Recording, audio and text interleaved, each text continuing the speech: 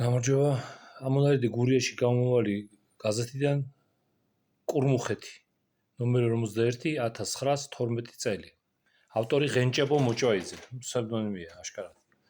ერთ ქვეყანაში ერთი ხელმწიფე ცხოვრობდა, მაგრამ გვირგვინი კი არ ედგა თავზე, არა, იგი არაკაცად უნიშნავს.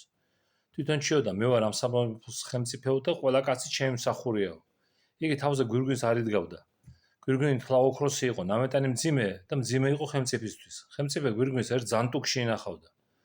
იქინა ქონდა აურაცხელი, ოქრო და ვერცხლი. კიდო სახში ფასკუნჯი ყავდა და კიდო რაცხრაცხეები, უსულო და სულიერი. აშენებდა დიდ ბაღს, აი იაკობა მარი რომ იყო, მამია გურიელის მებაღე. აი იმისანას.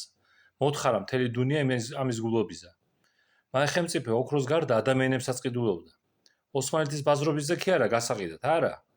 ვეზირები და მსახურები ჭირდებოდა. ვინც უფრო გონკლოველი, გაბურსალებული და უსწავლელი იქნებოდა, იგი უფრო მოსწონდა. ჩემზე ჭკვიანი ვერ იქნებაო. არაკაც არ ჭირდებოდა განათლებაო. არ სკოლაო, სწავლა სიბნელეაო, საიშარი ბუდე რევოლუციასო ჭიოდა. დანიშნა მოსამართლეები ერთი მეორეზე უწიგნური და ციგანი.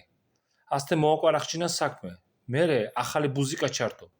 მთელი დუნია მელიქეთი ჩვენი მტერიაო, ყველას ომიუნდებიან და ქეგადაგარჩინეთო. ბევრი ხვდებოდა რომ მაგი ტყილს იძახდა, მაგრამ ეშინოდნენ და პირი ჰქონდა ნამოკერილი. ერთჯერ ხალხი აუპუნდა. გამოვიდა მაი ხელმწიფე ერთ კერპაზე, კურცხალს აღაღალებდა და სთხუა ყაზახებსაც იცევს. პაცა მაცალეთო. სუმალე ოქროს თებს დაგიდგავთო და იმფერი საამური იქნება. ჩვენი ცხოვრება, რომ მთელი დუნიის ხალხი აქანე ჩამოვა საცხოვრებლათო.